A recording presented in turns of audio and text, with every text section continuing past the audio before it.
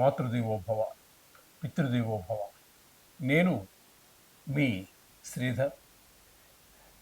ఇప్పుడు మనము 16వ తారీఖు జూలై నెల 2025 నుండి 31వ తారీఖు జూలై నెల 2025 వరకు గోచార ఫలితాలు ఏ విధంగా ఉన్నాయి అనేటటువంటి విషయాన్ని మనం సశాస్త్రీయమైన పద్ధతిలో తెలుసుకునే ప్రయత్నం చేద్దాము. ఇందులో నా కవిత్వం కానీ నా పైత్యం కానీ ఏమీ చేర్చబడదండి. కేవలము శాస్త్రము ఎంతవరకు చెప్పబడిందో అంతవరకు మాత్రమే చెబుతాను. మీరు ఇది గమనించగలరు. ఓకే. ఇప్పుడు 16వ తారీఖు నుంచి 7వ తారీఖు వరకు 2025 నుండి అని అనుకున్నాం కదా. ఇప్పుడు ఈ 15 రోజుల పక్ష ఫలితాలు వృషభ రాశి వారికి 16వ తారీఖు 7వ నెల 2025 నుండి 21వ తారీఖు 7వ నెల 2025 వరకు ఈ 15 రోజుల యొక్క ఫలితాలు ఏ విధంగా ఉంటాయనేది సశాస్త్రీయమైన పద్ధతిలో తెలుసుకునేటువంటి ప్రయత్నం చేద్దాము. ఇక్కడ వృషభ రాశి వారికి జన్మంలోనే శుక్రుడు. జన్మంలో శుక్రుడు అంటే చాలా అది కూడా ఒక అదృష్టంగానే భావించాలి. అది కూడా స్వక్షేత్రంలో ఉన్నారు కాబట్టి, అంటే దాని అప్రస్తుతమే కానీ జన్మంలోనే ఉన్నారు కాబట్టి ఈయన శుక్ర భగవానుడు వీరికి అన్ని విధాలుగా ముందు శరీరం అంతా ఉల్లాసంగా, ఏ అనారోగ్యాలు లేకుండా ఉల్లాసంగా ఉత్సాహంగా ఉండగలుగుతారు. అలాగే ధనానికి లోటు ఉండదు. అలాగే మీకు లలిత కళల్లో దేనిలోనైనా పరిచయం ఉన్నట్టయితే వాటిలో మీకు ఒక ఉన్నత స్థాయికి ఎదగటానికి ఒక అవకాశం ఏర్పడుతుంది. ముఖ్యంగా షేర్ మార్కెట్లో పెట్టుబడి పెట్టేటటువంటి వారికి మంచి అవకాశం, అంటే తాను రాబడి వచ్చే అవకాశం ఉంటుంది.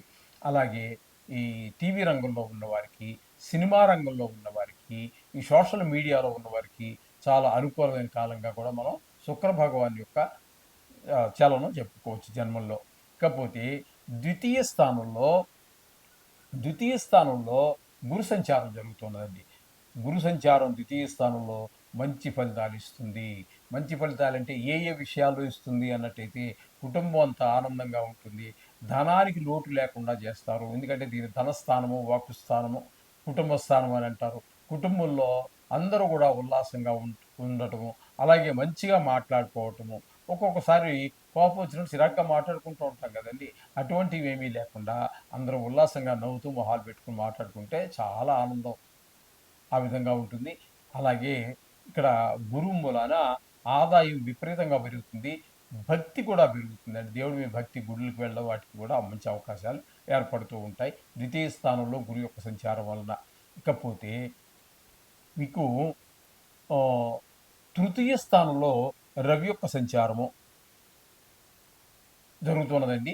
రవి యొక్క సంచారం తృతీయ స్థానంలో చాలా అద్భుతమైనటువంటి ఫలితాలన్నీ ఇస్తూ ఉంటుంది. తృతీయ స్థానంలో ఉండటం వల్ల సోదరుల యొక్క సహకారము, అట్లాగే మనం ఎక్కడ పనిచేస్తున్నామో ఆ పని చేసేటటువంటి జాగాలో అక్కడ మన స్థాయి వారు, పై స్థాయి వారు, కింద స్థాయి వారు, అలాగే సొంతంగా వ్యాపారం చేస్తున్నాం అక్కడ, అలాగే మనం ఎక్కడో ఇంట్లో నివసిస్తున్నాం, ఇరుగు పొరుగు బాగలేరు అనుకోండి, ఎప్పుడు గొడవలతో ఉన్నారనుకో, ఆ ఇంట్లో మీరు సొంత ఇల్లైనా సరే మన హ్యాపీగా ఉండలేము. అలా కాకుండా ఇరుగు పొరుగు వారి యొక్క సహాయ సహకారాలు కూడా మనసా వాచా కర్మణ మీకు లభించేటటువంటి అవకాశం కూడా మనకి స్పష్టంగా గోచరిస్తూ ఉన్నది రవి యొక్క సంచారం వలన. ఇకపోతే ఈ విధంగా ఆరోగ్యం కూడా అందరికీ, ఆరోగ్యం భాస్కరాచేత అన్నారు కదండి. అందుచేత ఆ విషయంలో కూడా రవి చాలా చక్కటి ఫలితాలన్నీ ఇస్తున్నాడు. అయితే ఇదే స్థానంలో, తృతీయ స్థానంలో రవితో పాటుగా బుధుని యొక్క సంచారం జరుగుతోంది. బుధుని యొక్క సంచారము తృతీయ స్థానంలో సత్ఫలితాలు ఇవ్వజాలదు. ఇప్పుడు రవి వల్ల మనం వారు వీరు ఎంతో మన సహకారాన్ని అందిస్తున్నారని చెప్పుకున్నాం కదండి. దానికి భిన్నమైనటువంటి ఫలితాలు ఎవరో మన సహాయ సహకారాలు అందించరు. అది ఈర్ష్య కానివ్వండి, ద్వేషం కానివ్వండి, కారణాలు ఏమైనా కానివ్వండి, మొత్తం మీద ఆ వారి యొక్క ఇరుగు పొరుగు వారి యొక్క, అలాగే ఉద్యోగ స్థలంలో ఇంటి పక్క వారి యొక్క, చుట్టుపక్కల ఉండేవారు సహాయ సహకారాలు లభించినటువంటి పరిస్థితి మనకి కనబడుతూ ఉన్నది. ఈ విధంగా ఇకపోతే చతుర్థ స్థానంలో, చతుర్థ పంచమ 2 స్థానాలలో కుజుని యొక్క సంచారం జరుగుతోందండి.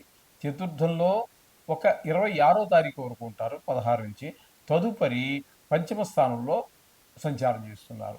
అయితే ఇక్కడ మనం చెప్పుకోవాల్సింది ఏంటంటే, కుజుని యొక్క సంచారం చతుర్థ స్థానంలో కానీ, అటు కుజుని యొక్క అంటే అది పంచమ స్థానంలో సంచారం కానీ, మనకి శుభ ఫలితాలు ఇవ్వజాగ్రత్త. మొత్తం మీద 16 రోజులు కూడా మనకి ప్రతికూలమైన ఫలితాలే ఉంటాయి. కానీ వాటిలో తేడా ఉంటుంది. నాలుగో స్థానంలో సంచారం చేసేటప్పుడు దాన్ని సుఖస్థానం అని అంటూ ఉంటాం కదండీ! అలాగే మాతృస్థానం అని కూడా అంటుంటాం. విద్యాస్థానం అంటుంటాం. అలాగే విద్య విషయంలోనూ, భూమి విషయాల్లోనూ, గృహ విషయాల్లోనూ, వాహన విషయాల్లోనూ, తల్లిగారి విషయంలోనూ, మన స్వభావ విషయంలోనూ అన్నీ ప్రతికూలంగా ఉంటూ ఉంటాయి నాలుగో స్థానంలో. తదుపరి ఐదవ స్థానంలోకొచ్చాక ముఖ్యంగా మన సంతానం మీద ప్రభావం చూపిస్తూ ఉంటారాయన. తద్వారా పిల్లలకి చదువు మీద శ్రద్ధ తగ్గటము, ఆటల మీద శ్రద్ధ పెరగటము, గాయాలు తగిలించుకోవటము, లేనిపోని చికాకులు, చెడు స్నేహాలు ఇటువంటివన్నీ కూడా ఐదవ స్థానంలో ఆయన సంచారం చేసే సందర్భంలో క కలుగుతూ ఉంటాయి. ఇకపోతే మనకి దశమ స్థానంలో రాహు యొక్క సంచారం జరుగుతోందండి. రాహువు యొక్క సంచారం చెప్పుకున్నట్టయితే దశమ స్థానంలో అనుకూలమైన ఫలితములైతే ఇవ్వజాలదు. ఇక్కడ ఈ కొన్ని విషయాల్లో మాత్రము వ్యాపారం మీ సొంత వ్యాపారం అనుకున్నాం.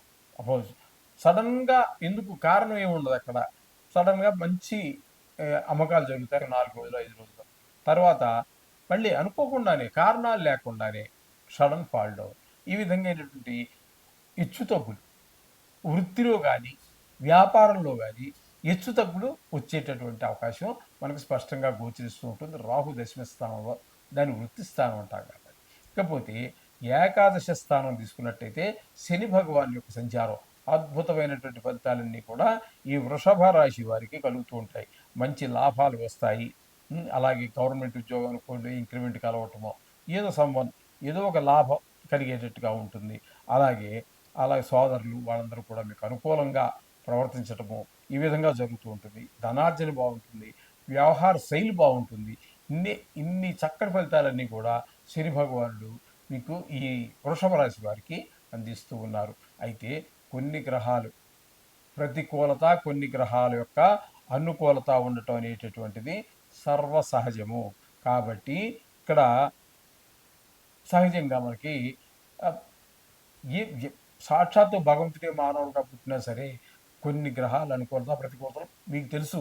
రామాయణం చదవండి, భారతం చదవండి, ఏది చూసినప్పటికీ కూడా ఈ విధమైనటువంటి బాధలు, కొన్ని అనుకూలతలు, కొన్ని ప్రతికూలతలు కూడా కనబడుతూ ఉంటాయి.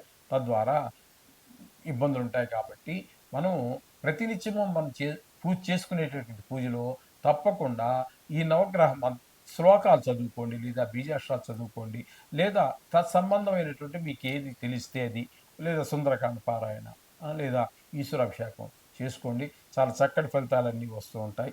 అలాగే ఇప్పుడు మనం చెప్పుకోవాలంటే 16వ తారీఖు నుంచి 26వ తారీఖు వరకు ఆ మధ్య కాలంలో ఎవరైనా జన్మించినట్టయితే వారికి పిశాచ యోగం ఉన్నట్టుగా మనం చెప్పుకోవాలి. ఎవరన్నా పుడితే లేదనుకో గొడవ లేదు. ఈ విధమైనటువంటిది.